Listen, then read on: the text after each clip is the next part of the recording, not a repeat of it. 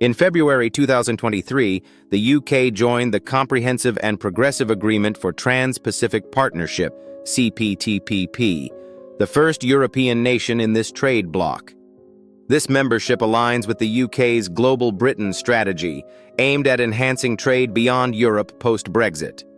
CPTPP membership grants the UK market access to Japan, Canada, Australia, Mexico, and others, representing about 15% of global GDP. This share may rise with potential new members like South Korea and China.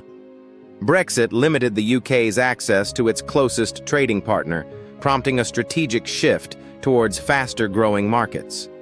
Since then, the UK has established trade agreements with over 70 countries, including Japan, Australia, and New Zealand. The UK-Korea trade agreement has smoothly transitioned, supporting £14 billion bilateral trade, with interests in enhancing this agreement further. However, geography poses challenges. The UK is much closer to the EU than to CPTPP members. Currently, 42% of UK trade is with the EU, while CPTPP accounts for about 8%.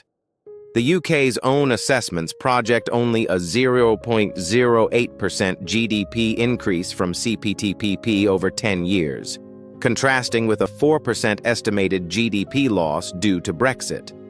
In seeking regulatory autonomy, the UK can establish its own standards but faces increased barriers to EU exports. Conversely, South Korea maintains compatible regulations with major trading partners despite regulatory independence. The UK's approach risks limiting access to important markets compared to Korea's strategy. The UK's post-Brexit trade plan hinges on two assumptions: that regulatory independence outweighs its downsides, and that trade diversification offsets reduced European ties. Yet evidence since 2020 shows the UK economy lagging behind other G7 nations, with stagnant business investment and declining trade GDP share. The long-term economic effects of Brexit remain unpredictable, especially in a rapidly evolving global trading landscape. Discussion questions. 1. The UK's CPTPP access shows a contrast between political momentum and limited economic impact. Do distant trade agreements lack real value?